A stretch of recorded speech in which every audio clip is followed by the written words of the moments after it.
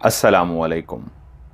Horror stories के एक new episode के साथ मैं हूं मजहर मलिक। कैसे हैं आप लोग? उम्मीद है खैरियत से होंगे। आज की ये खौफनाक कहानी जो मैं आपको सुनाने जा रहा हूं, ये मुझे भेजी है ज़ुबैर अकबर ने दिल्ली, इंडिया से। असमतुल्लाह साहब एक ऐसी शख्सियत जिनको दूर से ही देखते ही अंदाजा हो जाता था, एक नूरानी शख्सियत, सफ़ेद दाढ़ी, चमकता दमकता सफ़ेद सा चेहरा, सर पे कैप पहने हुए, हाथ में तस्बीह पकड़े हुए।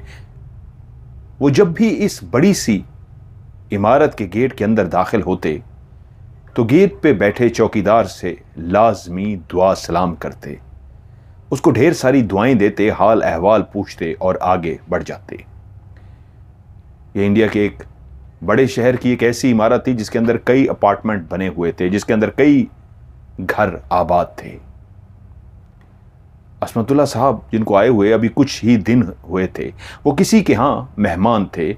चौकीदार ने बातों बातों में उनसे पूछ लिया था और तब उसको पता चल गया था कि उसी अपार्टमेंट में मौजूद दो ऐसे घराने जिनका आपस में बहुत ज़्यादा ताल्लुक था, और उनके बेटे, जिसमें एक का नाम फरहान और दूसरे का नाम सुहेल था, वो दोनों बहुत अच्छे दोस्त थे। उनके घर वाले भी आपस में बहुत अच्छे दोस्त बन चुके थे।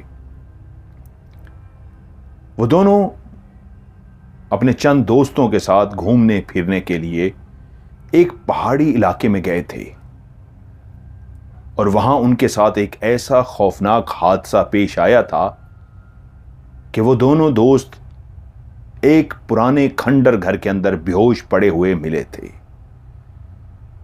उनको उठाकर अस्पताल लेकर गए।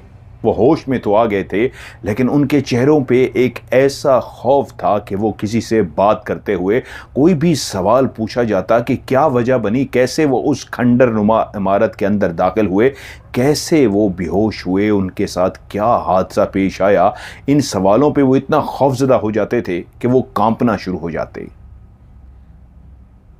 वो दोनों लड़के होश में तो आ चुके थे, अपने घरों को भी पहुंच चुके थे, लेकिन अभी भी उनके चेहरों पे एक ऐसा खौफ था कि जो कुछ भी उनके साथ हुआ था वो उसको बता नहीं पा रहे थे। तभी घर वालों ने अपने एक बहुत ही अच्छे जानने वालों से कहा, तो उन्होंने असमतुल्लाह साहब का जिक्र किया, जो एक 70-75 साल की उम्र के एक ऐसे बुजुर्ग थे जो नूरानी शख्सियत थे, नूरानियत पे अबू रखते थे, और वो अब इन्हीं दोनों लड़कों का इलाज करने के लिए इस बड़ी सी ऊंची सी बिल्डिंग के गेट के अंदर जब भी दाखिल होते तो वहां मौजूद उस चौकीदार से भी गपशप करते। अब ये मुझे जिस अंदाज में कहानी को भेजा गया है उसको तरतीब में अपने अंदाज में देने जा रहा हूं, ताकि कहानी का सस्पेंस भी बरकरार रहे और आपको सुनने में भी मजा आए। इसी ही बिल्डिंग के अंदर एक और नौजवान जिसका नाम था नदीम, वो अकेला रहता था। वैसे तो इस बिल्डिंग के अंदर जितने भी अपार्टमेंट बने हुए थे, ये ऐसे लोगों की मलकियत थे या ऐसे लोग किराए पर रह रहे थे जो कहीं ना कहीं अच्छी जॉब करते थे या उनका अपना कारोबार था। बहुत अमीर कबीर तो नहीं थे, लेकिन आप कह सकते हैं दरमियाने तबके के लोग। नदीम भी एक बहुत अच्छी जॉब कर रहा था। वो एक नौजवान लड़का था, हंसमुख सा, शरारती सा, बहादुर सा। इस अपार्टमेंट की तरफ जैसे ही आप रवाना हो तो रास्ते में एक काफी लंबा सफर तय करना पड़ता था। इर्द गिर्द जंगल बने हुए थे। ये एक लंबा सा रास्ता था। ये सोसाइटी कह लीजिए या एक अपार्टमेंट जो बना दिए गए थे, ये थोड़े से हट के बनाए गए थे, आबादी से थोड़े से दूर। और वहीं एक दूसरा रास्ता भी था जो इन अपार्टमेंट तक पहुंचता था। वो शॉर्टकट रास्ता था, लेकिन उसके दरमियान में ही एक बहुत पुराना कब्रिस्तान भी आता था, क्योंकि वो कब्रिस्तान भी जंगल में ही बना हुआ था। इर्द गिर्द जिस तरह दरख्त ही दरख्त थे, तो कई लोगों ने उसके बारे में कई कहानियां मशहूर कर रखी थी। नदीम एक ऐसा लड़का था जो इन बातों पे यकीन नहीं करता था। उसका कहना यह था कि आज के दौर में जिन, भूत, प्रीत, आत्माएं, चुड़ैल, ऐसा कुछ भी नहीं होता। वो भी एक ऐसा नौजवान था कि जब भी इन अपार्टमेंट्स के गेट से अंदर दाखिल होता तो वो चौकीदार से लाजमी गपशप करता। उसकी भी चौकीदार से काफ़ी अच्छी दोस्ती हो गई थी। उसकी वजह यह थी कि उसके दोस्त अक्सर उससे मिलने के लिए आए रहते थे और इस बिल्डिंग में दाखिल होने से पहले यकीनन आपको गेट पे उस चौकीदार को बताना होता था। नदीम की चौकीदार से दोस्ती की एक वजह और भी थी। वो अक्सर उसके लिए खाने पीने का सामान भी लेकर आ जाता। यूं नदीम जहां उसका एक अच्छा दोस्त बन चुका था, वहीं चौकीदार भी उसका खास ख्याल रखता। अक्सर जब वो लेट नाइट गेट पर पहुंचता तो चौकीदार उससे कहता, साहब आप इतनी रात को आते हैं, आपको डर नहीं लगता? तो वो हंस के कहता, भाई डर? किस चीज से डर? तो वो चौकीदार कहता, सर एक तो रास्ते में जंगल सा है, वीरान सा है, और फिर आप अकेले रहते हैं, यहां तो बहुत सारी बातें मशहूर है। तो हंस के कहता है, यार आज के दौर में ऐसा कुछ भी नहीं होता, ये लोगों की फैलाई हुई बातें हैं और इससे ज्यादा कुछ भी नहीं। एक दिन बारिश हो रही थी, ये वीकेंड था। आज ऑफिस से वापस आते ही वो प्रोग्राम बना चुका था कि कल छुट्टी का दिन है, आज एक दोस्त के साथ उसका घूमने फिरने का प्रोग्राम था। लेकिन आज सुबह से ही आसमान बादलों से घिरा हुआ था और जैसे ही वो ऑफिस से बाहर निकला तो पता चला बाहर हल्की हल्की बारिश हो रही है। दोस्त गाड़ी लेकर पहुंच गया। उन दोनों ने खूब एंजॉय किया उस वीकेंड को, घूमे फिरे, खाना खाया और लेट नाइट दोस्त उसको जब छोड़ने के लिए रवाना होने लगा तो उसको इमरजेंसी में घर जाना पड़ गया। तो उसने कहा, कोई बात नहीं, आप मुझे रास्ते में ही उतार दो, आगे मैं वॉक करके चला जाऊंगा। वैसे भी वो जो शॉर्टकट रास्ता है उससे तो वॉक हो ही सकती है, बारिश रुक चुकी है और आज इतना सुहाना मौसम है, वॉक करते हुए जब उस रास्ते से गुजरूंगा तो मजा ही आ जाएगा। दोस्त ने काफी कहा, मैं घर तक छोड़ देता हूं। उसने कहा, नहीं नहीं मैं चला जाऊंगा, खाया भी है जितना है, चलो वॉक हो जाएगी इस बहाने। दोस्त उसको छोड़कर चला गया और उसने उस कब्रिस्तान वाले रास्ते का इंतखाब किया। वो चलते चलते चलते उसके लेफ्ट और राइट दोनों इतराफ दरख्त ही दरख्त थे। रात की खामोशी और वो दरख्तों के पत्ते जो बारिश की वजह से भीग चुके थे, अभी भी उनके दरमियान चलते हुए पत्तों पे रुकी हुई बारिश के कतरों का एक नीचे गिरना हल्का हल्का एक शोर सा सुनाई देता। वो अपनी मस्ती में मस्त चलता हुआ जैसे ही दरमियान में, बिल्कुल इस रास्ते के दरमियान में जो कब्रिस्तान आता था, उस कब्रिस्तान के करीब पहुंचा तो उसके कानों में एक आवाज आई जैसे कोई रोया हो। और ये रोने की आवाज किसी औरत की आवाज थी। वो एकदम से चौंक गया, ये तो क्लियर एक औरत के रोने की आवाज है। उसने पीछे मुड़ के देखा, क्या कोई गाड़ी आ रही है, कोई बाइक आ रहा है, या कौन है इस वीराने में जो रो रहा है? इर्द गिर्द कोई भी नहीं था। तो यह आवाज कहां से आई है? अब वो उस रास्ते पे चलता हुआ इसलिए आहिस्ता आहिस्ता चल रहा था क्योंकि बारिश की वजह से अभी भी आसमान बादलों से ढका हुआ था और रोशनी बहुत ही कम थी और उसके पास कोई टॉर्च या ऐसा सिलसिला भी नहीं था कि वो चल सकता। तो उसने अपने मोबाइल की टॉर्च जलाई हुई थी और उस मोबाइल की टॉर्च के सहारे चलता हुआ वो आगे आ रहा था। चलते चलते जब वो कब्रिस्तान के करीब पहुंचा तो उस एक रोने की आवाज को सुन के वो रुक सा गया। वो इन चीजों पे बिलीव नहीं करता था। उसको लगा जैसे कोई इंसान, कोई औरत यहां करीब मौजूद है और उसको मदद की जरूरत है, या वो क्यों रो रही है रात के इस पहर, यकीनन जरूर उसके यहां कोई परेशानी है। उसने रुक के चंद लम्हे उस आवाज को सुनने की कोशिश की जो अब रुक चुकी थी, थम चुकी थी, बंद हो गई थी। थोड़ी देर इंतजार करने के बाद फिर से वो आगे चल पड़ा। अभी चंद ही कदम चला होगा कि उसको फिर से वो आवाज सुनाई दी। इस दफा आवाज पहले से भी ज्यादा क्लियर थी और ये आवाज कहीं और से नहीं, उसकी राइट साइड पे मौजूद कब्रिस्तान के अंदर से आ रही थी। वो चौंक सा गया, रात के इस पहर कब्रिस्तान में कैसे कोई औरत इस तरह रो सकती है। वो चलता हुआ कब्रिस्तान के गेट तक पहुंचा, लेकिन उसको अंदाजा हुआ कि आज बारिश की वजह से वो कच्ची जमीन है कब्रिस्तान की, वहां पे फिसलन बनी हुई है। किसी लम्हे भी उसका पांव स्लिप हुआ तो वो गिर जाएगा, क्योंकि वो जिस सड़क से चलता हुआ आ रहा था वो तो एक पक्की सड़क थी, लेकिन कब्रिस्तान के अंदर तो सारा फर्श ही कच्चा था, मट्टी का बना हुआ, और उस पर अगर आपका पांव स्लिप हुआ तो बहुत जोर की चोट लगती है। लेकिन ये यकीन हो गया था कि आवाज इसी कब्रिस्तान के अंदर से आई है। वो कब्रिस्तान के गेट के अंदर खड़ा होकर कुछ लम्हे उस आवाज को दोबारा से सुनने की कोशिश करता रहा कि उसके कानों में एक हल्की सी आवाज आई, जैसे इस दफा रोने वाली ने अपने रोने का अंदाज और धीमा कर लिया हो, जैसे वो चाहती हो कि उसके रोने की आवाज उस गेट पे खड़े नौजवान को ना सुनाई दे, इसलिए वो हल्की हल्की आवाज में रो रही थी। तभी उसने ऊंची आवाज में कहा, कौन है वहां? क्या मैं आपकी मदद कर सकता हूं? एक मुसलसल खामोशी के अलावा उसको कुछ भी सुनाई ना दिया। वो इस इंतजार में था कि दोबारा से रोने की आवाज आएगी, लेकिन काफी देर खड़े रहने के बाद भी उसको रोने की आवाज नहीं आई। जैसे जो भी रोने वाली थी वो उसकी आवाज को, जो उसने ऊंची आवाज में पूछा था, कौन है वहां, क्या किसी को मेरी मदद की जरूरत है, तो उसके बाद वो खामोश हो गई थी, जैसे वो चाहता हो कि कोई उसकी मदद नहीं लेना चाहता। जब दोबारा से कोई आवाज ना आई तो वो कब्रिस्तान के गेट के अंदर से बाहर निकल आया और फिर से अपने रास्ते पे चलना शुरू हो गया।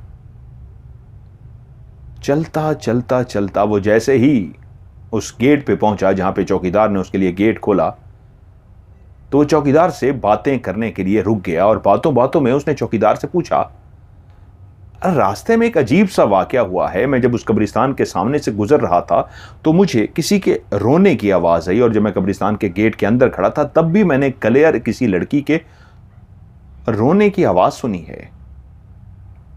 मैं अंदर इसलिए नहीं दाखिल हो सका, मैं उसकी मदद करना चाहता था, लेकिन शायद मेरे पास एक तो प्रॉपर टॉर्च नहीं थी, मोबाइल की मैंने टॉर्च जलाई हुई थी,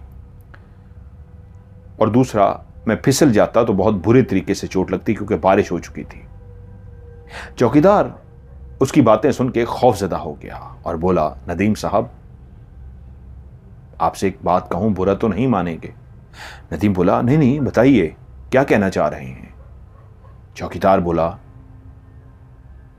आप उस कब्रिस्तान की तरफ मत जाइएगा, वो मरी नहीं है, लोग कहते हैं वो मर गई है, वो जिंदा है, वहीं है। अब भी कभी कभी किसी को उसके रोने की आवाज आती है, पता नहीं कौन है,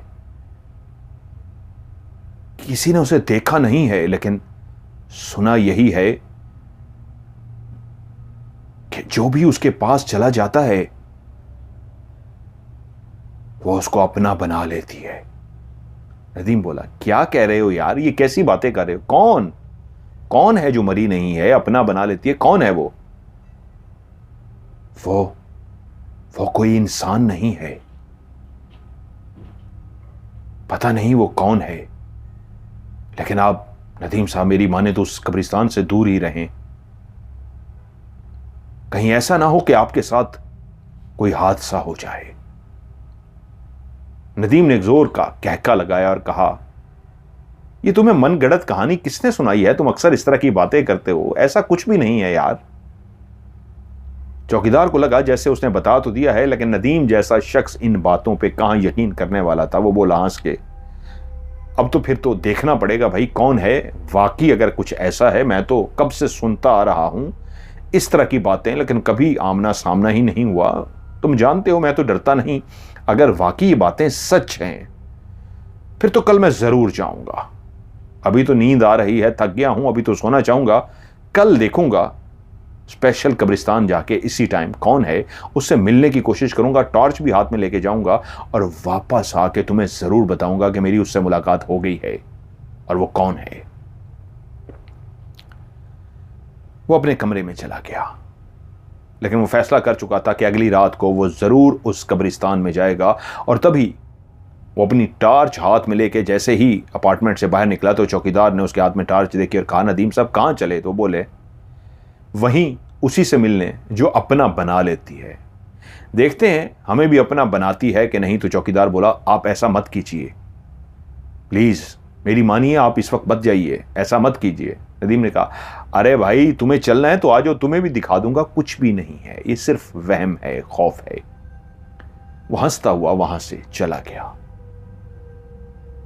उस जंगल के उस कब्रिस्तान के सामने जैसे ही पहुंचा, उस दरवाजे को उसने जैसे ही जोर से खोला ताकि किसी को एहसास दिला सके मैं अंदर आ रहा हूं, तो दरवाजे की उस रात की खामोशी में चरचराहट की आवाज पूरे कब्रिस्तान में सुनाई देने लगी। दरवाजा एक मखसूस चरचराहट के साथ लोहे का वो दरवाजा करके खुल गया। टॉर्च उसके हाथ में थी, जैसे वो इन्वेस्टिगेशन करने के लिए आया हो, और टॉर्च हाथ में लेके इधर उधर मुख्तलिफ कब्रों के ऊपर टॉर्च मारता हुआ वो आगे बढ़ रहा था कि उसके कानों में फिर से वही रोने की आवाज सुनाई दी। वो चौंक सा गया, ये तो क्लियर आवाज थी, कल से भी बहुत क्लियर आवाज। इसका मतलब है कि जो भी वो थी औरत जो लोगों को डरा रही थी, जिसके वजह से लोग खौफजदा हो रहे थे, वो अब भी इस कब्रिस्तान में मौजूद थी। वो टॉर्च जलाए हुए आगे बढ़ा, उस आवाज की सिमत का तयन करते हुए कि किस तरफ से आवाज आई है। आज आवाज ना सिर्फ क्लियर थी बल्कि अंदाजा भी क्लियर हो गया था कि कब्रिस्तान के उस हिस्से की तरफ से आवाज आ रही है। वो आहिस्ता आहिस्ता कदम उठाता हुआ उस आवाज की तरफ जा रहा था कि बिल्कुल उस आवाज के जैसे ही करीब पहुंचा तो उसकी आंखों ने देखा एक लड़की जिसने अपना सर घुटनों में दिया हुआ है, एक कब्र के पास बैठी रो रही है। वो चौंक सा गया। ये तो एक नौजवान लड़की थी जो बाकायदा बैठी रो रही थी, कोई जिन भूत नहीं था, कोई चुड़ैल नहीं थी। वो उसके पास गया और कहा, आप कौन हैं और रात के पहर यहां बैठी क्यों रो रही हैं? तो एकदम से वो रोना बंद हो गया। ना सिर्फ वो खामोश हो गई बल्कि उसने अपना घुटनों में दिया हुआ सर ऊपर उठाया और सामने खड़े उस नौजवान को देखना शुरू कर दिया। जैसे ही उसने उस लड़की की तरफ देखा तो वो तो बहुत खूबसूरत लड़की थी, मासूम सी, प्यारी सी, खूबसूरत सी लड़की, लेकिन उसकी आंखें रोने की वजह से लाल हो गई थी। उस नौजवान को देखती रही। कुछ लम्हे देखने के बाद बोली, आप कौन हैं और यहां क्यों आए हैं? नदीम बोला, मेरा नाम नदीम है, मैं कल गुजर रहा था, मैंने कल भी रोने की आवाज सुनी थी, बारिश की वजह से अंदर दाखिल नहीं हो सका। आज स्पेशली मैं यही देखने के लिए आया हूं कि कौन है जो रोता है, इस तरह की आवाज पैदा करता है कि लोग उससे डर जाते हैं। तो मैं तो स्पेशली यही देखने के लिए आया था, क्या किसी को मेरी मदद की जरूरत है या कोई वहम है या कोई लोगों को डरा रहा है। लेकिन तुम्हें देख के तो नहीं लगता कि तुम कोई जिन भूत या कोई और मखलूक हो, तुम तो एक मासूम सी लड़की नजर आ रही हो। लेकिन मेरा सवाल तुमसे यह है, तुम इस वक्त रात के पैर यहां बैठी क्यों रो रही हो? उस लड़की ने उस कब्र की तरफ देखकर इशारा किया, ये मेरा घर है, लेकिन कोई मुझे मेरे घर में नहीं जाने दे रहा। नदीम बोला, मैं समझा नहीं, क्या मतलब? यही मेरा घर है, लेकिन मैं घर के बाहर हूं, मैं अपने घर में जाना चाहती हूं, लेकिन कोई भी मुझे नहीं जाने देता। ये तो कब्र है, तुम कब्र में क्यों जाना चाहती हो और कब्र को अपना घर क्यों कह रही हो? उसी लम्हे उस लड़की ने कहा, इसलिए कि कोई मुझे अपना नहीं बनाना चाहता। क्या तुम मुझे अपना बनाओगे? मैं क्या मतलब है तुम्हारी इस बात का? नदीम बोला। तो वो बोली, मुझे अपना बना लो, अब मैं तुम्हारी हूं, सिर्फ और सिर्फ तुम्हारी।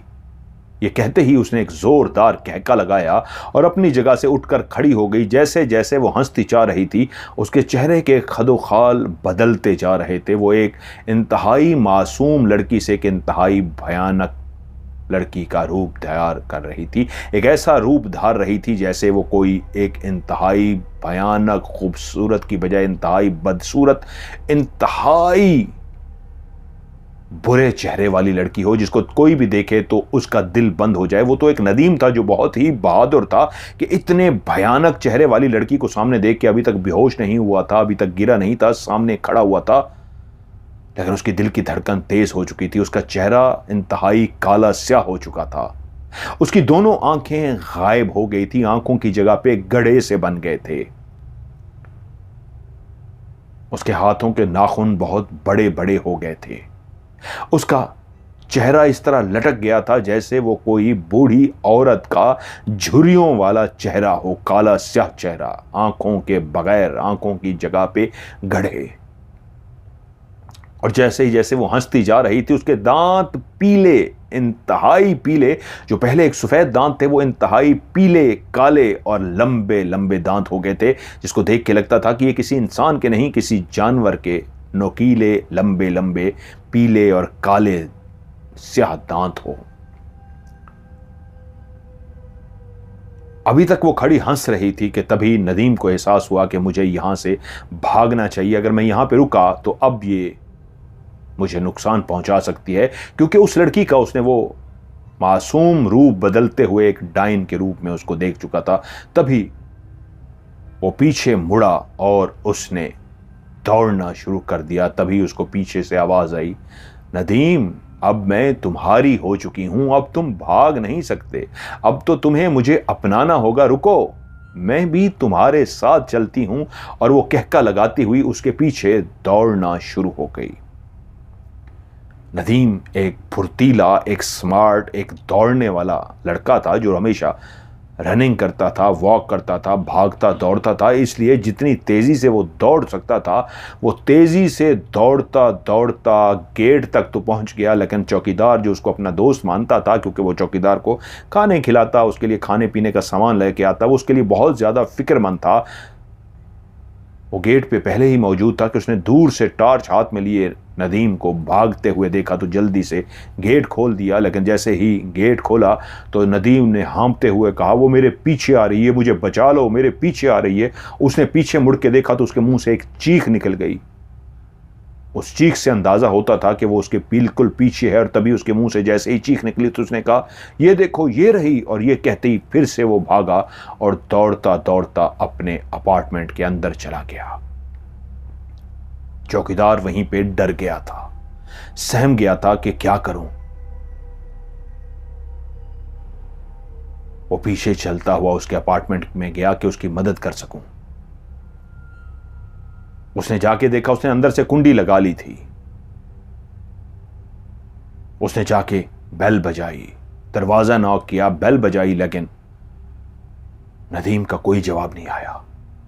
वो समझ गया नदीम की जान को खतरा है। बहुत गलत काम किया है उसने, रात के इस पैर कब्रिस्तान जाके यकीनन उस लड़की को वो अपने पीछे ले आया है। तभी तो वो उसको देख के एकदम से उसने चीख मारी थी और डर के कहा था, ये देखो, और फिर से भाग गया था। अब मैं क्या करूं, मुझे इसको बचाना होगा। ये एक अच्छा लड़का है, एक अच्छा इंसान है। अगर इस तरीके इसको छोड़ दिया तो ये मारा जाएगा। वो तेजी से वापस अपने केबिन में आया, उसने टेलीफोन उठाया, नंबर डायल करने लगा। दूसरी तरफ बेलें जाती रहीं और किसी ने फोन नहीं उठाया।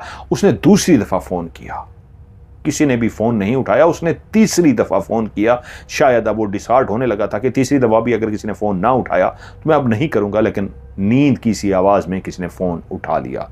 जैसे ही हेलो कहा गया तो उस चौकीदार ने जल्दी से कहा कि मैं चौकीदार बोल रहा हूं, मुझे असमतुल्ला साहब से बात करनी है। उन्होंने कहा, इस टाइम रात को क्या हुआ है, सब खैरियत है? उसने कहा, हाँ, इमरजेंसी आ गई है, प्लीज़ मेरी बात कराई जाए। उसने जल्दी से जो बता सकता था सिचुएशन बता दी। असमतुल्ला साहब क्योंकि रोज़ कुछ दिनों से यहाँ पे आए हुए थे इलाज करने के लिए उन लड़कों का, तो रोज़ उससे मिलते थे और उसको पता चल चुका था वो एक नूरानी शख्सियत है, नूरानियत से लोगों का इलाज भी करते हैं। तो वो इस वक्त जानता था कि अगर नदीम को कोई बचा सकता है तो वो सिर्फ और सिर्फ बुजुर्ग हस्ती, अल्लाह के नेक बुजुर्ग असमतुल्ला साहब। असमतुल्ला साहब को जगा दिया गया। वो टेलीफोन पे आ गए और पूछा, हाँ क्या हुआ है? उसने मुख्तसर सा उनको अहवाल बताया। तो वो सुनने के बाद बोले, ठीक है रुको मैं आता हूं। वो तैयार होके गेट पर पहुंच गए। असमतुल्ला साहब जैसे ही गेट पे आए तो वो पहले से मुंतजर था। उनको कहा जल्दी से अंदर चलिए, कहीं नुकसान ना हो जाए। असमतुल्ला साहब के साथ जिस घर में वो रिहाइश पजीर थे, घर के एक दो फर्द और भी आ गए थे। यूं चौकीदार, असमतुल्ला साहब, 2 लोग और ये 4 लोग नदीम के अपार्टमेंट के बाहर पहुंचे। दरवाज़ा खटखटाया गया, बेल बजाई गई, कोई जवाब ना आया। क्या किया जाए? पुलिस को इतला दी जाए? तो उसने कहा देर हो जाएगी, हमें अंदर जाना होगा। चौकीदार जो शायद किसी चीज से वाकिफ था, उससे रहा ना गया। उसने फौरी तौर पे दरवाजे को तरीके से तोड़ डाला। अंदर एक लॉक ही था जो टूट गया। और जैसे ही वो अंदर दाखिल हुए तो क्या देखते हैं, नदीम एक कोने के साथ सहमा हुआ नीचे बैठा हुआ है और इतना खौफजदा है कि जैसे किसी भी लम्हे वो बेहोश हो जाएगा। और जैसे ही ये लोग अंदर दाखिल हुए, नदीम ने इनकी तरफ देखा भी नहीं और सामने की तरफ मुंह करके उसकी तरफ देखता और कहा, मुझे मत मारो, मुझे मत मारो, मुझसे गलती हो गई, मुझे मत मारो। चौकीदार ने और बाकी लोगों ने भी उसी सिमत की तरफ देखा जिस सिमत वो देख कर बात कर रहा था। वहां पे तो कोई भी नहीं था, लेकिन वाहिद एक असमतुल्ला साहब की शख्सियत थी जिन्होंने उस सिमत में देख के अंदाज़ा लगा लिया था कि जो बाकियों को नज़र नहीं आ रही वो वहीं पे मौजूद थी। असमतुल्ला साहब ने फौरन बाकियों की तरफ देखा और कहा, आपकी आंखें शायद ना देख सकें, मेरी आंखों ने उसे देख लिया है, वो यहीं इसी कोने में मौजूद है। मुझे अब इसी कमरे में रुकना होगा, आप लोग बाहर मेरा इंतजार कीजिए। वो तीनों बाहर आ गए। चौकीदार जो फिक्रमंद था, जिसने दरवाजा तक तोड़ डाला था, उसने अपना फर्ज अदा कर दिया था। अब वो पुलिस को भी इतला करना चाहता था और उन दोनों ने जो पास मौजूद थे कहा, जितनी जल्दी हो सके आप पुलिस को इतला कर दो। अब असमतुल्ला साहब, जिनके बारे में उसको पहले इतना अंदाज़ा नहीं था, अभी कुछ ही दिनों पहले वो यहाँ आए थे और जब उसने असमतुल्ला साहब से सारी कहानी सुनी थी तो तब उसको पता चला था, उसके रोंगटे खड़े हो गए थे। वो तो पहले ही इन बातों को मानता था और जब असमतुल्ला साहब ने उसको सारी बात बताई थी, एक दिन वो ऐसे घूमते हुए आ गए तो बोले, मियाँ आज मैं फारिग था, सोचा तुम्हारे साथ बैठ जाऊं। वो उसके साथ बातें करते रहे। बातों बातों में अंदाज़ा हुआ ये चौकीदार बहुत ही अच्छा इंसान है और उसने भी फरमाइश कर दी कि ये जो बच्चे दोनों हैं, फरहान और सुहेल, इनके साथ क्या हुआ है। पहले तो वो टालते रहे, लेकिन उसकी बहुत ज़्यादा फरमाइश करने पे उन्होंने पूरी कहानी उसको सुना दी थी। असमतुल्ला साहब ने उसको यूं बताया था कि फरहान और सुहेल अपने वालिदैन से इजाज़त लेके अपने दोस्तों के ग्रुप के साथ एक पहाड़ी इलाके घूमने फिरने के लिए गए थे। ये वो दौर था, मोबाइल के कैमरे वगैरह भी इतने अच्छे नहीं आए थे। अब तो बहुत लेटेस्ट कैमरे आ गए हैं, उस वक्त भी कैमरे थे लेकिन रिजल्ट इतना अच्छा नहीं होता था।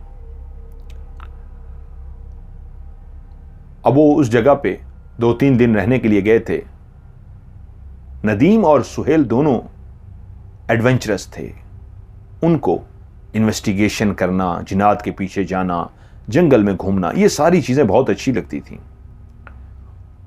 दोस्तों के साथ जब उन्होंने शेयर किया कि रात को हम कहीं जंगल में इन्वेस्टिगेशन करते हैं तो दोस्तों ने सख्ती से मना किया। वहीं पे जब शाम हो रही थी तो उनको दूर, वो काफ़ी दूर निकल गए थे जंगल के, तो वहीं उनको पहाड़ की एक चोटी पे एक पुराना सा घर बना हुआ नजर आया। वो ऐसा लगता था जैसे वो टूटा फूटा गैर आबाद घर हो। तो उन्होंने दोस्तों के सामने फरमाइश की कि यार यहीं पे चल के इन्वेस्टिगेशन करें, देखें यहां पे क्या है। दोस्तों ने सख्ती से मना कर दिया कि यार हम यहां घूमने फिरने के लिए आए हुए हैं, हम नहीं चाहते कोई भी एक ऐसा वाकया हो जो सबके लिए परेशानी का बायस बने, तो इसलिए ये बातें छोड़ दो। रात को बाकी दोस्त तो खाना खा के अपने कमरों में सोने के लिए लेट गए, लेकिन वो दोनों दोस्त होटल से बाहर निकल आए। वो फैसला कर चुके थे नदीम और सुहेल इन्वेस्टिगेशन करने का। अपने हाथों में टार्च पकड़े हुए, मोबाइल को इस अंदाज में रिकॉर्डिंग पे लगाए हुए वो आगे बढ़ रहे थे कि इस जंगल में, रात की इस वीरानी में, रात की इस तारीकी में शायद कुछ वो रिकॉर्ड कर सकें। उनका इरादा उस मकान की तरफ जाने का तो नहीं था, वो काफी दूर था, लेकिन वो उस होटल के साथ जो बड़ा सा जंगल था उसके अंदर घुस के आगे तक इन्वेस्टिगेशन कर रहे थे। ऐसे चलते चलते उनके कानों ने एक आवाज को सुना, जैसे उनके पीछे किसी के चलने की आवाज हो। दोनों चौंके, मुड़कर पीछे देखा, पीछे कोई नहीं था, लेकिन ऐसा क्लियर आवाज आई थी जैसे कोई उनके पीछे चल रहा हो। नदीम ने सुहेल से कहा, सुहेल तुमने ये आवाज सुनी है? हां मैंने क्लियर आवाज सुनी है, किसी के चलने की आवाज। यार आवाज तो मैंने भी सुनी है, मजा आएगा अगर ये रिकॉर्ड हो जाए तो कैसा जबरदस्त होगा।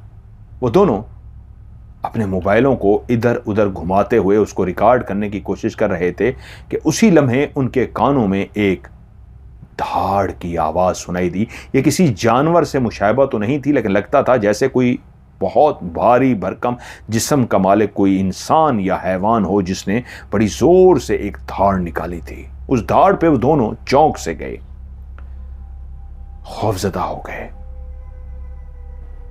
वो इर्द गिर्द देखना शुरू हो गए कि ये धाड़ की आवाज कहां से आई है कि तभी उन्होंने देखा एक बड़े से दरख्त के पीछे से एक काला स्याह साया निकल के उनके सामने आकर खड़ा हो गया। उसी वक्त उनकी टार्च का रुख और कैमरे का रुख उसी तरफ था। जैसे ही उन्होंने उस कैमरे के में उसको देखा और अपनी आंखों से भी उस दरख्त के पीछे से निकले हुए शख्स को देखा, जो इंसान नहीं एक काला स्याह साया था, लेकिन वो काला स्याह साया जिसकी आंखें लाल सुर्ख थी, ऐसे जैसे कोयला जलता है, कोयले की तरह उसकी आंखें जल रही थी। उन्होंने जैसे ही उसको देखा तो उसी लम्हे फिर से वो धाड़ा, और जैसे ही वो धाड़ा, उस धाड़ ने तो पहले ही उनकी दिल की धड़कन को तेज कर दिया था, उनको खौफजदा कर दिया था, लेकिन जब अपने सामने एक जिन को, एक साये को, एक लाल सुर्ख आंखों वाली मखलूक को देखा और उसको धाड़ते भी सुन लिया, तो उसके बाद वो दोनों इस तरह दौड़ना शुरू हुए कि दौड़ते दौड़ते दौड़ते ये तक अंदाजा ना हो सका वो किस सिमत भाग रहे हैं, वापस किस तरफ जाना है। बस उनको तो जान बचानी थी और वो जान बचाने के लिए मुसलसल भागते रहे। उन्होंने सोचा भी नहीं था कि उनके साथ ऐसा वाकया पेश आ जाएगा। भागते भागते भागते वो बिल्कुल उसी झोंपड़ी के सामने पहुंच गए। उस झोंपड़ी का दरवाजा बंद था। वो झोंपड़ी तो नहीं थी, एक पुराना बना हुआ मकान था, और ये वही मकान था जिसका उन्होंने कहा था इन्वेस्टिगेशन करेंगे, लेकिन अब उसके करीब पहुंच के अंदाजा हुआ वो तो आबाद था, उसके अंदर रोशनी जल रही थी। उन्हें जोर जोर से उसके दरवाजे को खटखटाना शुरू कर दिया। वो इतनी जोर जोर से दरवाजा खटखटा रहे थे कि कहीं वो जो पीछे जिस शैतान को, जिस बला को, जिस अजीबो गरीब शय को देख के आए थे वो उनके पीछे ना आ जाए। दरवाजा जोर जोर से पीटते ही अंदर एक औरत ने दरवाजा खोल दिया। 40-45 साल की एक औरत अंदर खड़ी थी, और उस औरत ने उन दोनों को सर से पैर तक देखा और कहा, कौन हो तुम और क्यों मेरे घर के दरवाजे को तोड़ रहे हो?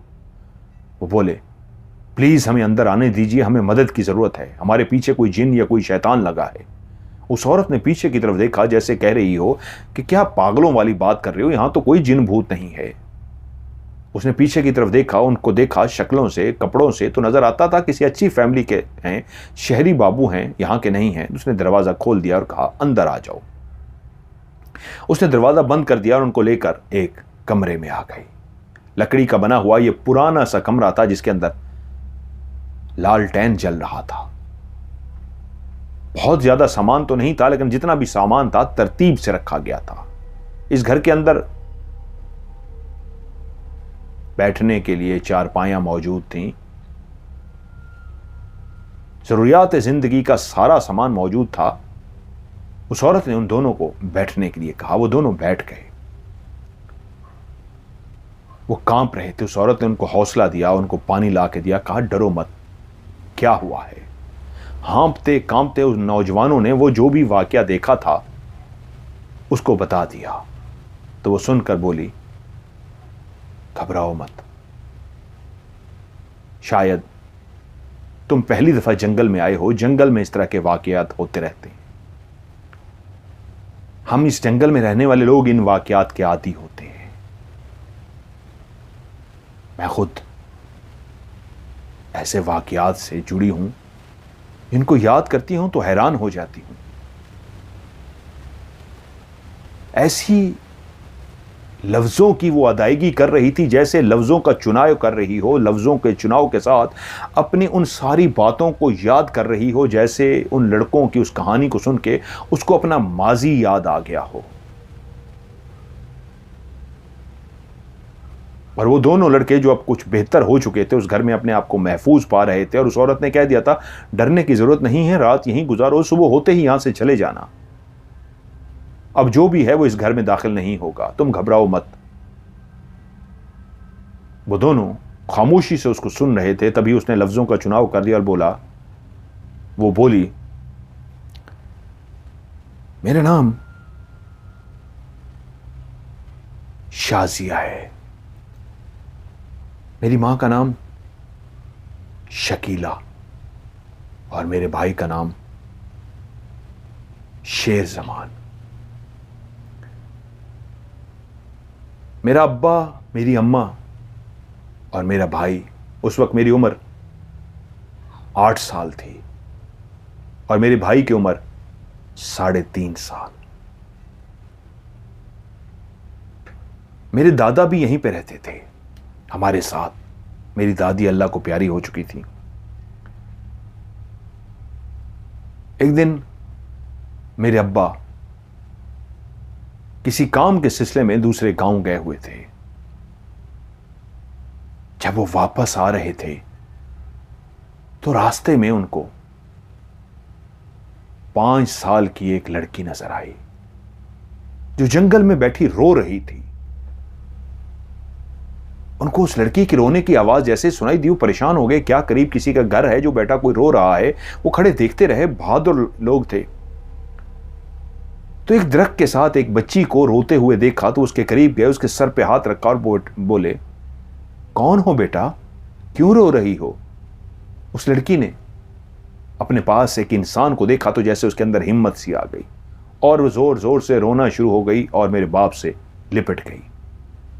मेरे बाप ने उससे पूछा, तुम्हारे मां बाप कहां हैं? उसने गर्दन इस अंदाज में हिलाई जैसे कह रही हो मेरे मां बाप नहीं रहे। मुंह से उसने कोई भी जवाब ना दिया, लेकिन वाले साहब को इतना अंदाजा हो गया कि ये अकेली है। तो वो उससे बोले,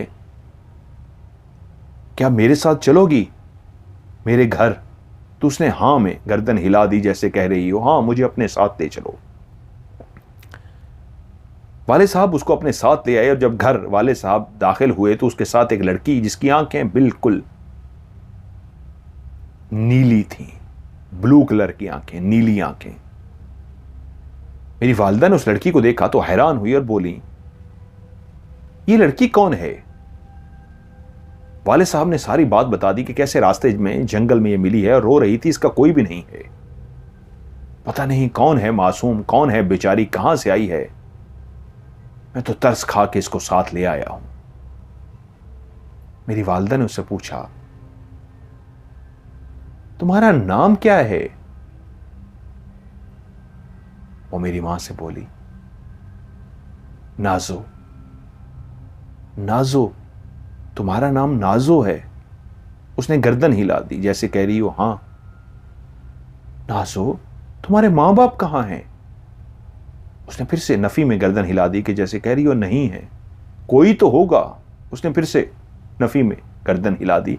मां ने जितने भी सवाल किए उसने हर सवाल का जवाब गर्दन से दिया, जुबान से सिर्फ अपना नाम नाजो बताया। मैं 8 साल की थी और जब मैं अंदर दाखिल हुई मैंने नाजो की आंखों में देखा, पता नहीं क्यों मुझे उसकी आंखें अजीब सी लगी। उस लड़की ने मेरी तरफ देखा और मैंने उसकी तरफ देखा तो मेरे जिस्म में एक झुरझुरी सी आई, साकित सी आंखें, अजीब सी आंखें। वालिदा बोली, अच्छा किया आपने नाजो को अपने साथ ले लिया, अभी हमारे साथ रहेगी, ये हमारी बेटी है, आज से ये भी हमारी बेटी है। नाजो उसी घर में रहना शुरू हो गई। नाजो क्योंकि बोलती नहीं थी, 5 साल की थी, मेरा भाई 3.5 साल का था, तो नाजो की और मेरे भाई शेर जमान की, नाम उनका क्या बताया उन्होंने, शेर जमान की आपस में बन गई। वो दोनों खेलते, मेरा भाई शेर जमान तो तोतली जबान में बातें करता रहता, नाजो बोलती नहीं थी लेकिन उसके साथ खेलती रहती थी। उन दोनों में बहुत बन गई थी, बहुत ठन गई थी। लेकिन जब से वो उस घर में आई थी, मैं 8 साल के होने के बावजूद उससे घुल मिल ना सकी। मैंने अपनी मां से पूछा था, कौन है मां नाजो, ये अजीब सी है, मुझे इसकी आंखें अजीब सी लगती हैं। तो मेरी मां ने कहा, शकीला, मेरी मां का नाम, हाँ शकीला तो मां का नाम था,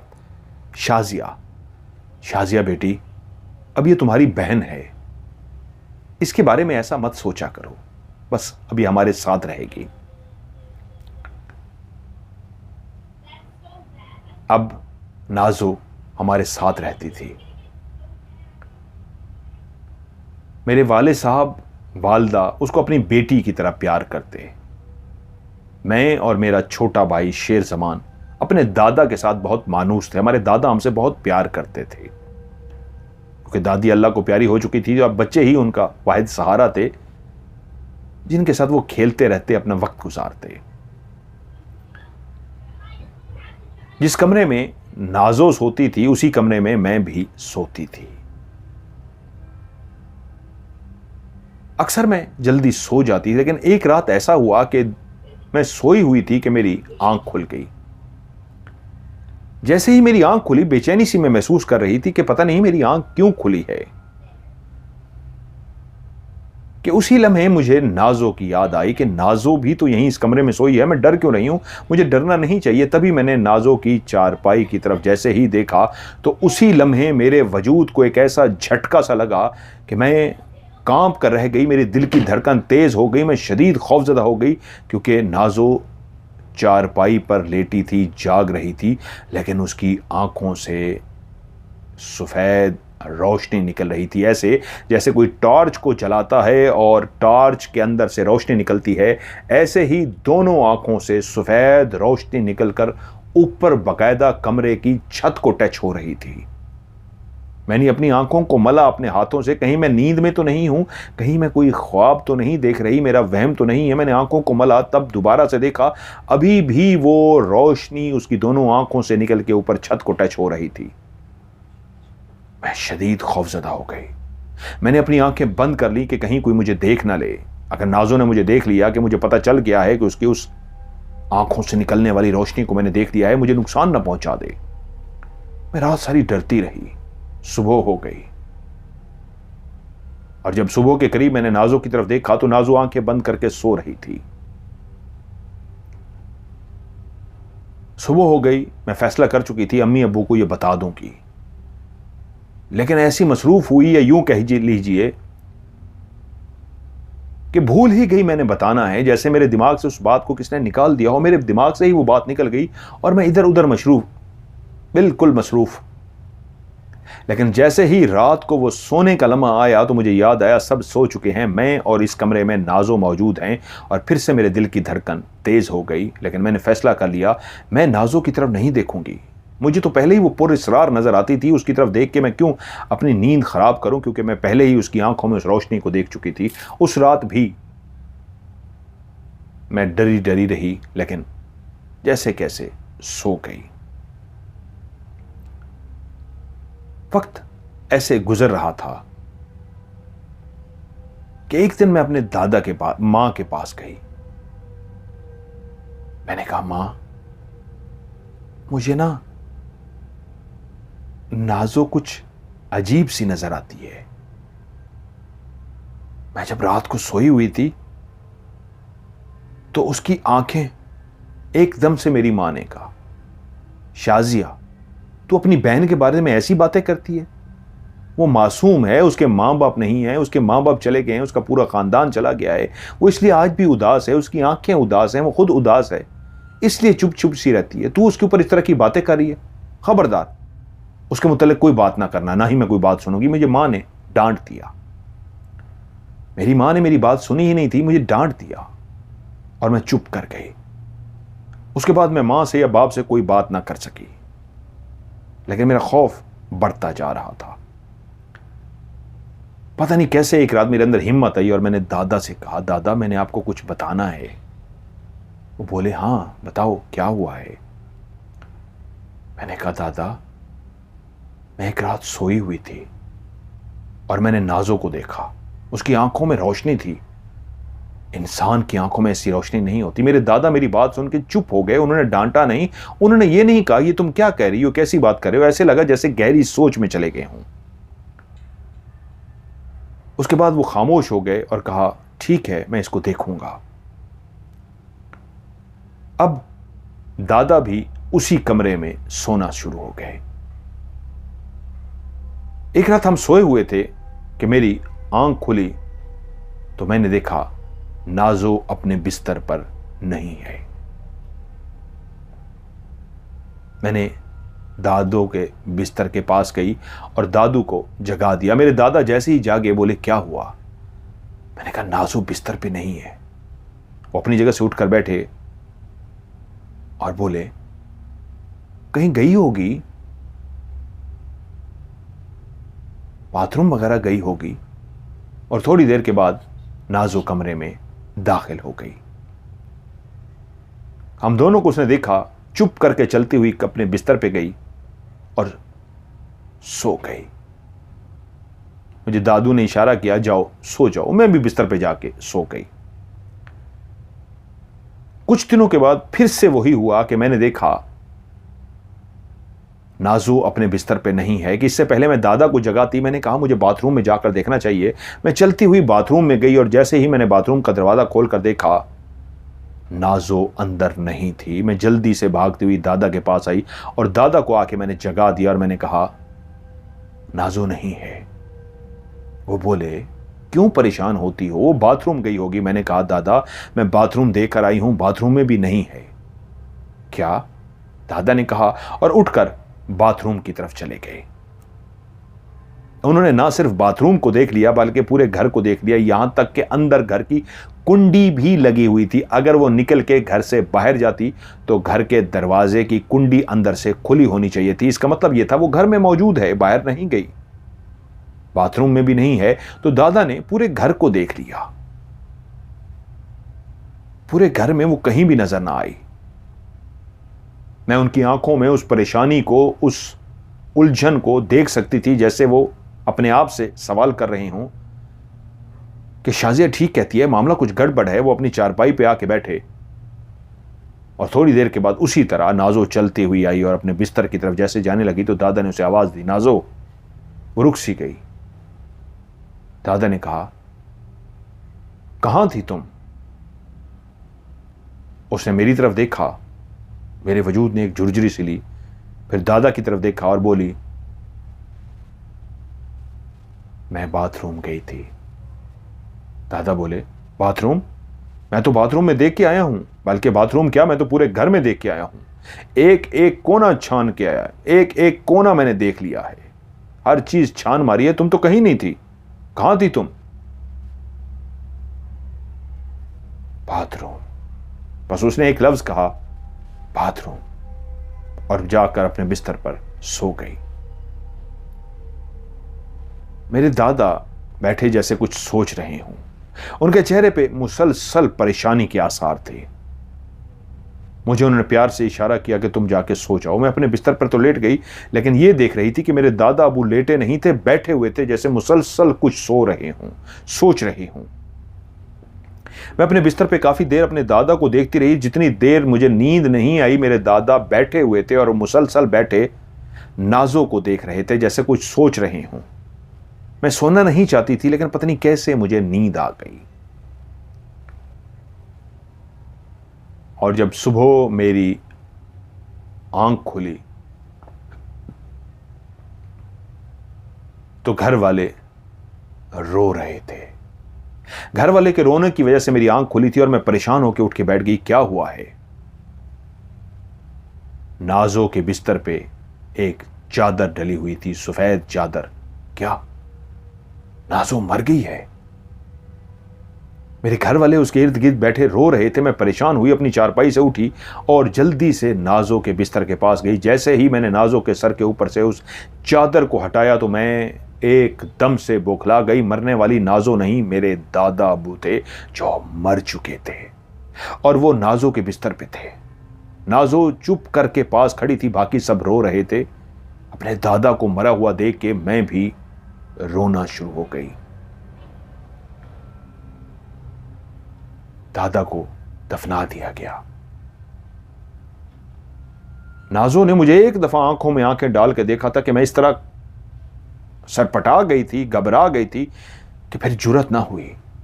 लेकिन मेरा छोटा भाई शेर जमान उससे बहुत मानूस हो गया था और वो भी शेर जमान से बहुत प्यार करती थी। उसका इस तरह ख्याल रखती थी जैसे वाकई उसका छोटा भाई हो। उन्हीं दिनों वाले साहब को किसी ने आके बताया कि जब अंधेरा होने लगा था, वो उस जंगल से गुजर रहा था तो उसने वहां पे नाजो को देखा। वो परेशान हो गया कि नाजो वहां पे क्या कर रही है। उसने नाजो को ना सिर्फ पहचान लिया था, उसको आवाजें भी दी, लेकिन वो भागकर कहीं छुप गई। वो सीधा हमारे घर पहुंचा और आके उसने बताया कि नाजो कहां है। उन्होंने कहा नाजो घर में है, लेकिन उसने कहा मैंने तो नाजो को जंगल में देखा है। उनने कहा आपने किसी और बच्ची को देखा होगा, नाजो तो आज कहीं गई ही नहीं है, घर में ही है। और वाकई वो घर में थी। कुछ अरसे के बाद फिर किसी और ने इसी तरह की बात बताई कि उसने नाजो को जंगल में देखा है, लेकिन नाजो घर में थी। जब तीसरी दफा भी किसी ने कहा तो मेरी मां चौंक सी गई और पता नहीं कैसे उस दिन मेरे अंदर हिम्मत सी आ गई। मैंने मां को जाके वो सारी बात बता दी जो उससे पहले नहीं बता सकी थी, कि कैसे मैंने नाजो को बिस्तर से गायब देखा था और दादा अबू को इस तरह देखा था, और उससे अगले दिन दादा अबू की मौत वाक़ई हो गई थी। मैंने मां को वो भी बता दिया था कैसे मैंने पहली दफा उसको देखा था, उसकी आंखों में से रोशनियां निकल रही थी। मेरी मां ये सारी बातें सुन के परेशान हो गई और उसने नाजो को बुलाया, नाजो इधर आओ। मां ने नाजो की आंखों में आंखें डाल के कहा ये क्या सुन रही हूं मैं? तुम्हारी आंखों से वो रोशनी का निकलना, दादा अबू का मरना और ये जो जंगल में लोग तुम्हें देखते हैं, क्या मतलब है इन बातों का? और मां ने मुझे कहा तुम जाओ यहां से। मैं मां के कहने पे चली गई और मां उससे क्या पूछती रही मुझे नहीं पता। रात हुई, नाजो आके अपने बिस्तर पे सो गई और मैं भी अपने बिस्तर पर लेट गई।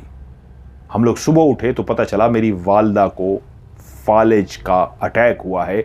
एक साइड उनकी हरकत करना छोड़ गई है, उनका मुंह टेढ़ा हो गया और वो बात तक नहीं कर सकती थी। उनको अस्पताल लेके गए, उनका इलाज जो भी था वो होता रहा। फालिज का मरीज एकदम तो ठीक नहीं हो सकता, लेकिन कुछ अरसे बाद वो घर आ गई। लेकिन घर आते ही जैसे ही उन्होंने नाजो को देखा तो कोई और तो समझ ना सका, मेरे बाप, दादा तो जा चुके थे, मेरा बाप ही था इस घर में, वो ना समझ सके। लेकिन मैं वालदा की उस हालत को देख के समझ गई। वालदा जैसे उस अपने टेढ़े मुंह के साथ इशारा कर रही थी कि इस नाजू को दरवाजे से बाहर निकालो। एक तरफ अपनी गर्दन को हिलाने की कोशिश करती कि ये नाजो, और दरवाजे की तरफ मुंह करती कि इसको दरवाजे से बाहर निकालो। मेरे वाले साहब इस बात को ना समझ सके, लेकिन मैं इशारे को समझ गई थी। मेरी मां चाह रही है इसको बाहर निकालो। और मेरी मां जब भी नाजो को देखती अजीब सी हो जाती। एक हिस्सा जो उनका काम करता था वो अजीब सा हो जाता। और नाजो जैसे ही मेरी मां के सामने आती, मेरी मां जिस हिस्से से हरकत कर सकती थी, जो बाजू हिला सकती थी, उससे बर्तन या कोई चीज भी होती वो उठाकर फेंक देती थी। एक दिन मेरा भाई जो बोलता था, थोड़ा सा बड़ा हो गया था, वालिद को अभी तक लोग आके कहते थे नाजो को हमने वहां देखा है। तो एक दिन रात को हम सोने के लिए कमरे में जाने लगे तो कमरे की छत पे एक बिल्ली बैठी हुई थी। जैसे ही उस बिल्ली को देखा, अब्बा भी हमारे साथ थे, अब्बा, मैं और शेर जमान छोटा भाई। उसने जैसे ही बिल्ली को देखा तो बिल्ली को देख के वो क्या बोलता है, उंगली उसने बिल्ली की तरफ की और बोला नाजो नाजो। वो बिल्ली को नाजो कह रहा था। वाले साहब तो ना समझ सके, लेकिन मैं समझ गई वो क्यों बिल्ली को नाजो कह रहा है। हम अंदर कमरे में चले गए। मेरी वालदा जब भी नाजो को देखती, बोल नहीं सकती थी, इशारों में समझाने की कोशिश करती। वालिद को समझ ना आती, लेकिन मैं समझ जाती थी। अब मैं नाजो को मना कर चुकी थी कि मेरी वालदा के करीब मत आया करो, और मैं अपनी वालदा की खुद देखभाल करती। नाजो काफी अरसा तक वालदा के सामने नहीं आई। एक रात नाजो वालदा के सामने आकर खड़ी हो गई। वालदा अब कुछ बेहतर हो रही थी, रिकवर हो रही थी। वालदा ने जैसे ही नाजो को देखा तो गुस्से में मुंह से अजीब व गरीब आवाजें निकालना शुरू कर दी, जैसे कह रही हो इसको कहो जाए यहां से, इसको कहो जाए यहां से। और वालदा ने जो बर्तन जिसमें पानी था वो बर्तन उठा के जोर से फेंका। वो सीधा नाजो की आंख के ऊपर, माथे, आंख से थोड़ा सा ऊपर माथे पे इतनी जोर से लगा कि आंख भी सूज गई और माथे पे फोड़ा बन गया। वो रोई नहीं, वो चीखी नहीं, चुप करके चलती हुई गई और बिस्तर पर जाकर बैठ गई। मैंने मां को कवर किया, रिलैक्स किया, उनको सुलाया और अपने बिस्तर पे सोने के लिए गई तो देखा नाजो बैठी हुई है, उसकी आंख सूजी हुई है। आंख तो बच गई थी लेकिन सूज गई थी, माथा सूजा हुआ है। मैंने उसको देखा, डरते डरते मैं अपने बिस्तर पर सो गई। उस सुबह जब हम उठे तो मेरी मां मर चुकी थी। वो तो ठीक हो रही थी, रात भी ठीक थी, लेकिन वो मर चुकी थी। मैं बहुत रोई, मैं बहुत परेशान हुई। मेरी मां चली गई थी और मैं जानती थी इसकी वजह कोई और नहीं, नाजो है। मैं अपने वालिद साहब को बहुत कुछ कहना चाहती थी। मेरे वालिद अब भी नाजो से बहुत प्यार करते थे, उसको बेटी बना चुके थे, क्योंकि मेरी माँ ने कहा था पहले ही दिन, आज से ये भी हमारी बेटी है, और मेरे बाप से कहा था आपने इसको बेटियों की तरह प्यार करना है। और मेरे वालिद जैसे मुझसे प्यार करते थे, जैसे मेरे भाई से प्यार करते थे, वैसे ही नाजो से भी प्यार करते थे। मैं अपने वालिद साहब को बहुत कुछ कहना चाहती थी लेकिन नहीं कह सकती थी। लेकिन वालिद साहब को अब भी कुछ लोगों ने आके कहा था, मुख्तलिफ जगहों पे लोगों ने नाजो को, यानी मगरिब के बाद जब घुप अंधेरा हो जाता है उस लम्हे देखा था। और वो कहते थे हम जानते हैं आपकी बेटी, क्योंकि नाजो बाहर भी जाती थी, अब गांव वाले जान चुके थे। वो कहते थे वो नाजो है, क्योंकि उसकी नीली आंखों से हम उसको दूर से पहचान लेते हैं, उसके हुलिये से, उसके चेहरे से, और स्पेशली उसकी नीले आंखों से, उसकी उम्र से वो कोई और हो ही नहीं सकती, वो नाजो है। लेकिन वालिद कहते हैं आप लोग गलत कह रहे हैं, नाजो तो घर पे है, कोई और लड़की होगी, उसकी बिछड़ी हुई बहन होगी, उसकी जुड़वा बहन होगी, उसकी कोई कजन होगी। लेकिन एक रात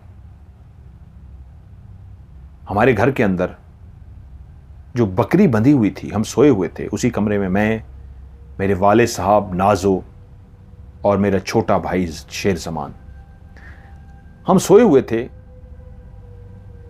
कि बाहर बकरी के आधी रात को जोर जोर से चीखने की आवाजें आना शुरू हो गई।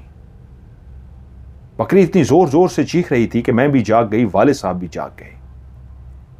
मैंने नाजो की तरफ देखा तो उसका वजूद ऐसे था जैसे बिल्कुल वो मरी हुई हो, हिल भी ना रही हो, जैसे उसका वजूद साकित सा हो।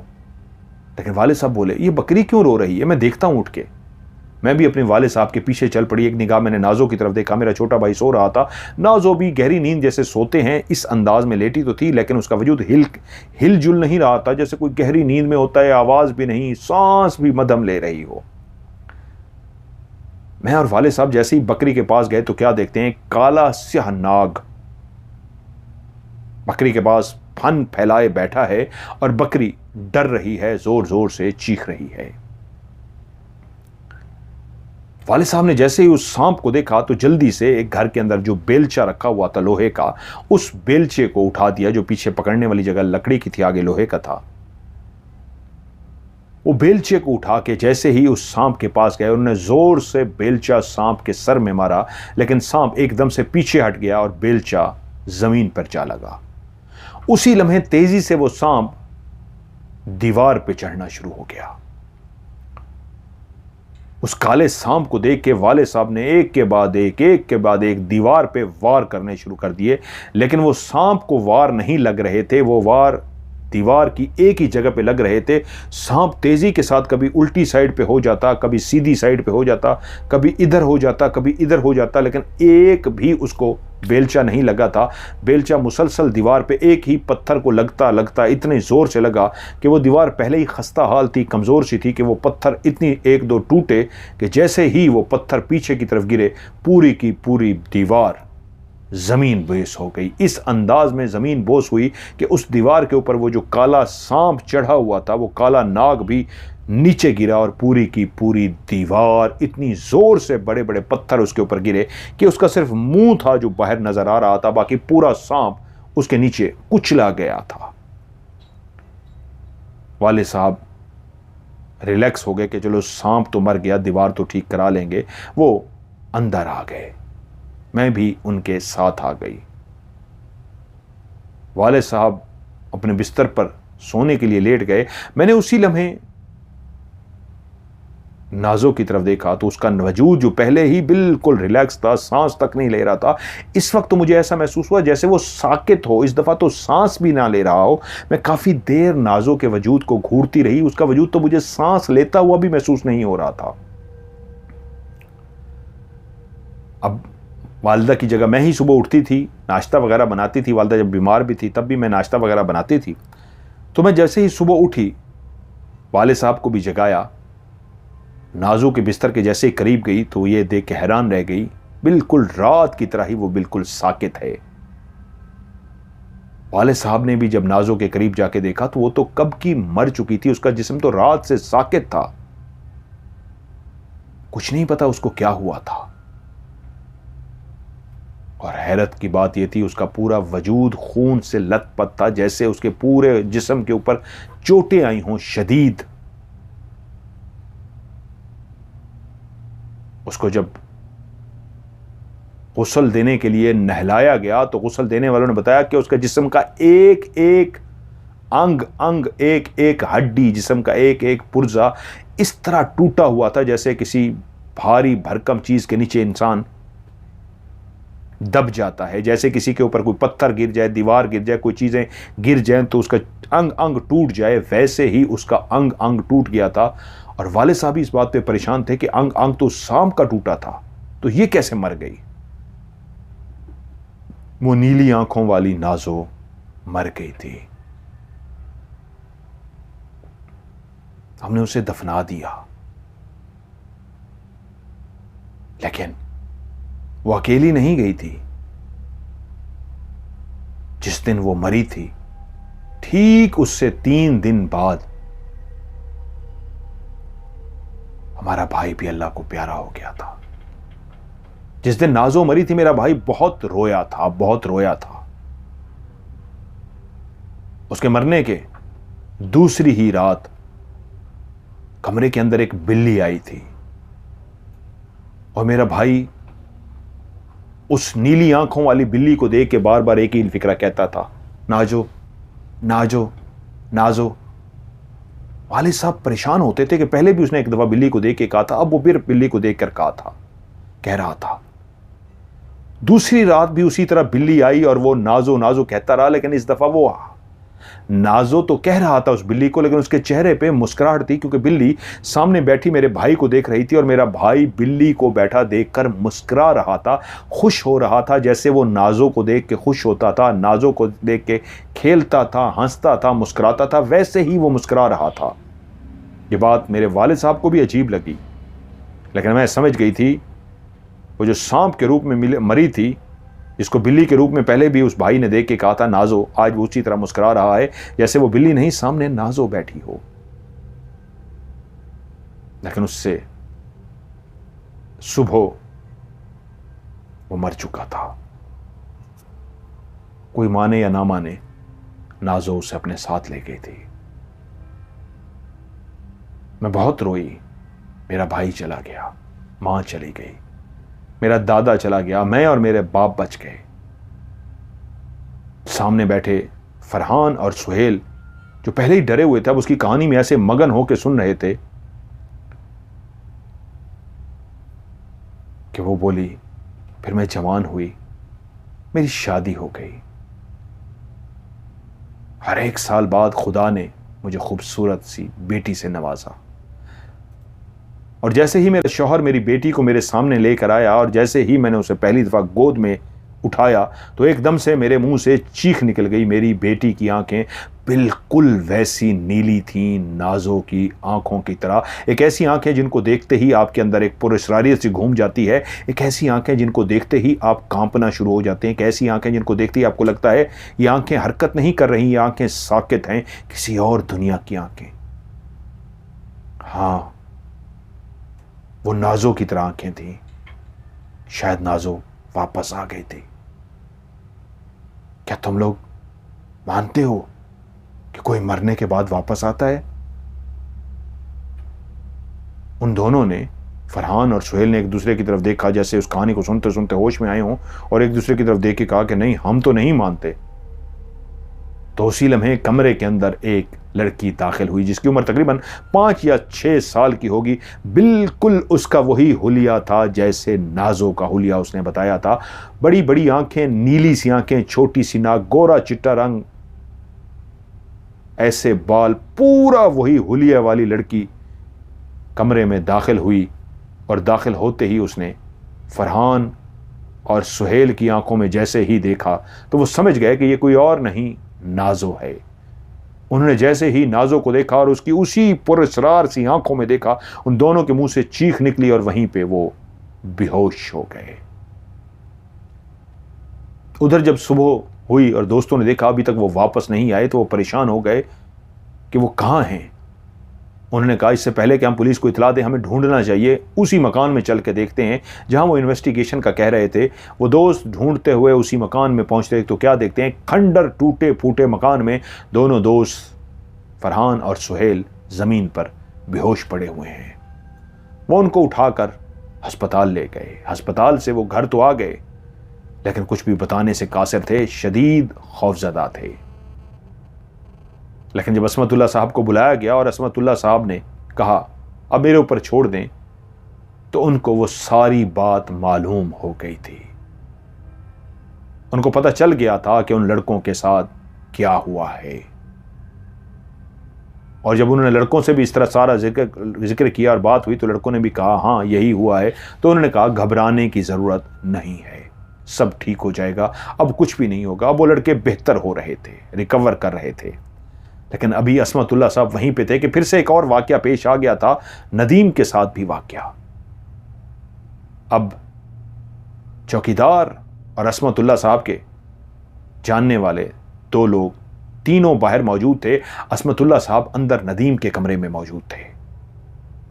यहां तक कि सुबह हो गई। असमतुल्लाह साहब कमरे से बाहर आए, काफी थके हुए थे। कहा मैं कुछ देर रेस्ट करना चाहूंगा। चौकीदार ने पूछा, नदीम कहा अब वो ठीक है, इस वक्त सोया हुआ है, उसे जगाना मत, उसे सोने दो। वो नाश्ता वगैरह कर चुके तो फिर से चौकीदार को लेके नदीम के कमरे में गए। पुलिस भी आ चुकी थी। नदीम बहुत ज्यादा डरा हुआ था, अब होश में आ चुका था। वो सोया हुआ नहीं था, वो बेहोश था। और उसके बाद असमतुल्ला साहब ने बाकियों को बताना शुरू किया कि ये बच्चा जिन्नात को नहीं मानता। बहुत सारे लोग हैं जो जिन्नात को नहीं मानते और जिन्नात से इनकारी होते हैं, और वो डरते भी नहीं हैं। ये बात सच है, जो लोग जिन्नात से नहीं डरते, जिन्नात उनको कभी कुछ नहीं कहते। लेकिन जो जिन्नात से डरते हैं, जिन्नात उन्हीं को ही ज्यादा डराते हैं। इंसान के वजूद से ऐसी लहरें निकलती हैं जो खौफ की लहरें होती हैं। जो डर रहे हों तो उनके जिस्म से एक ऐसी लहर निकलती है जिनको जिन्नात देख लेते हैं कि ये डर रहा है, इसलिए उसको मजीद डराते हैं। एक इंसान आगे से जितना भी बहादुर हो, बातें जितनी बहादुरी वाली करे, लेकिन उसके अंदर अगर खौफ है तो वो लहरें बाहर निकल आएंगी। वो खौफ की लहरें जिन्नात देख लेते हैं। लेकिन इस नौजवान की बेवकूफ़ी कि ये बहादुर होने के बावजूद उसके पास चला गया। एक रात पहले भी ये उसके पास गया था, लेकिन वापस लौट आया। लेकिन दूसरी रात स्पेशली उसके पास गया। वो जान चुकी थी ये बहादुर है, लेकिन ये उसको पसंद आ गया।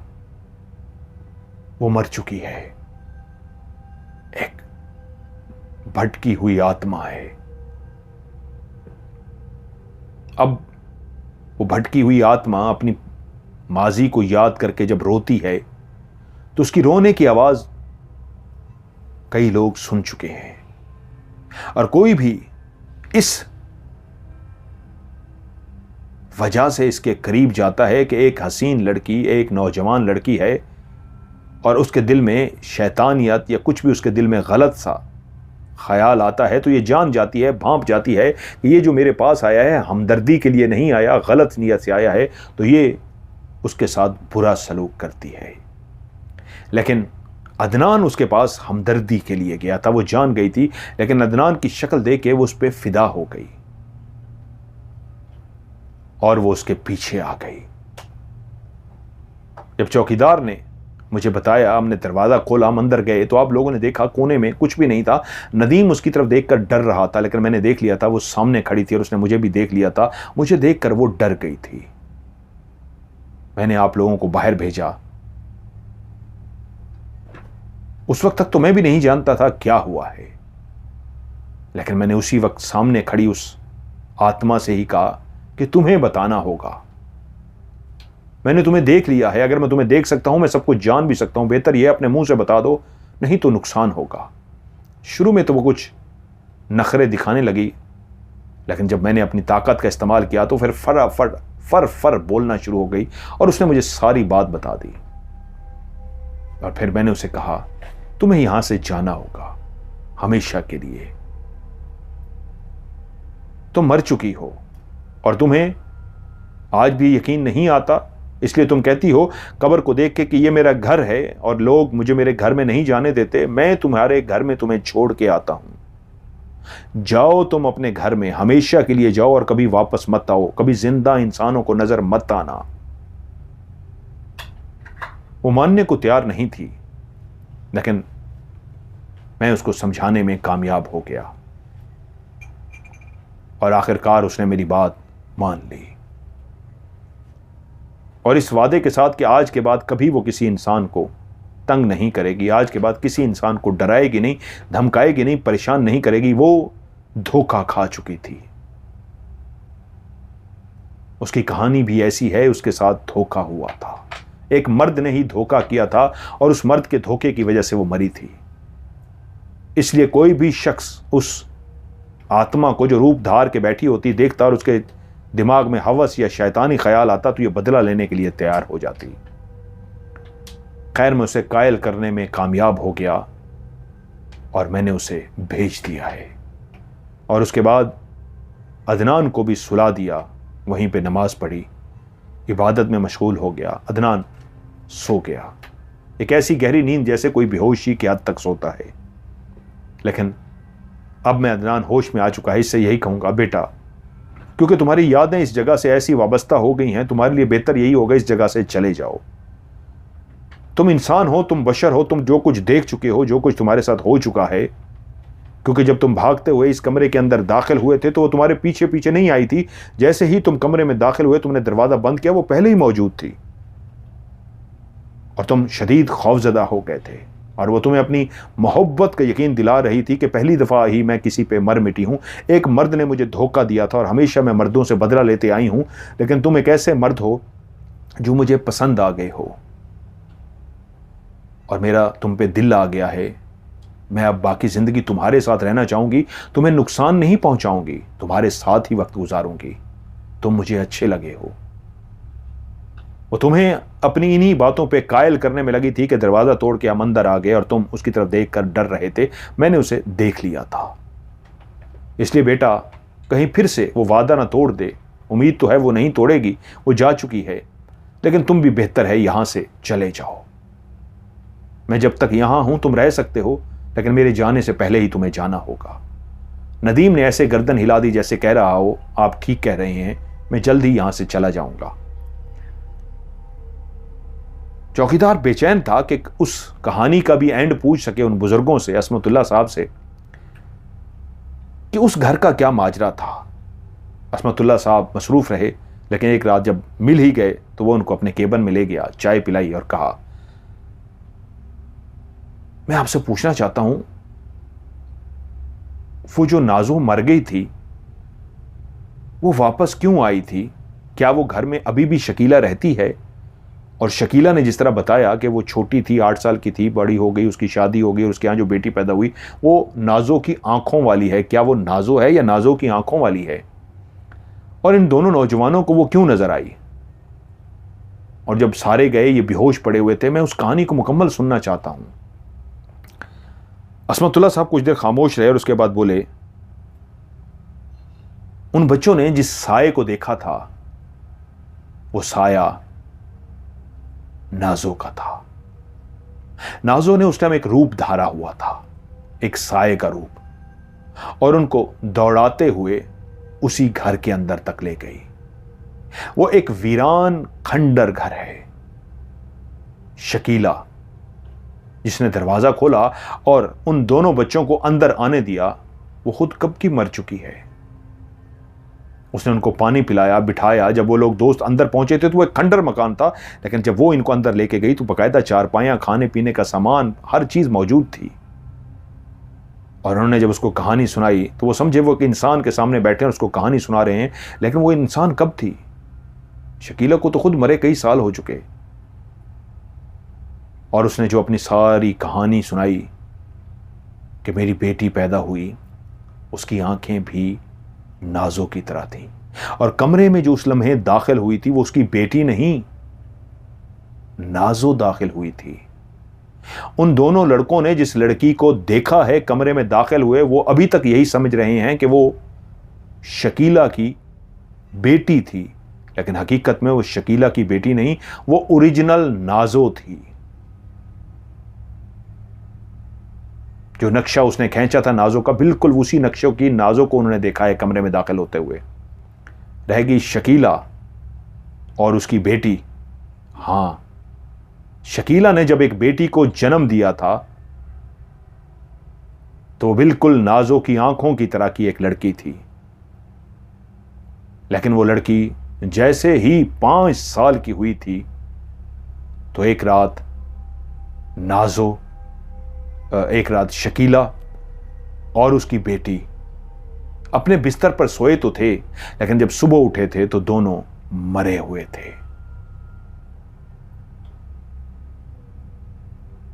बीवी और बेटी को जैसे ही शौहर ने मरा हुआ देखा तो वो दिमागी तवाज़ुन खो बैठा था, वो पागल हो गया था।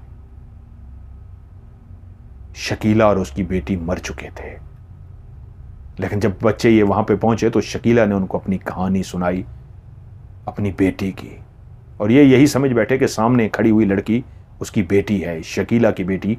वो शकीला की बेटी नहीं, नाजो थी। शुक्र है ये बेहोश हो गए, वरना ये मर भी सकते थे।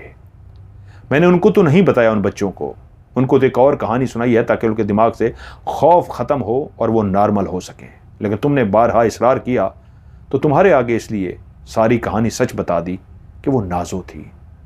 वो इस दुनिया की नहीं थी, वो एक और दुनिया की नाजो थी। और भी बताने को तो बहुत कुछ है, लेकिन इससे ज्यादा बता नहीं सकता, क्योंकि मेरी भी बताने की एक लिमिट है। जितना मैं बता सकता हूं उतना बताया। बस इतना जान लो, नाजो इस दुनिया की नहीं थी, किसी और दुनिया की थी। वो अब भी इस दुनिया में मौजूद है, कहीं ना कहीं अब भी मौजूद है। हो सकता है कभी भी कहीं भी किसी को भी नजर आ जाए नीली आंखों वाली वो नाजो।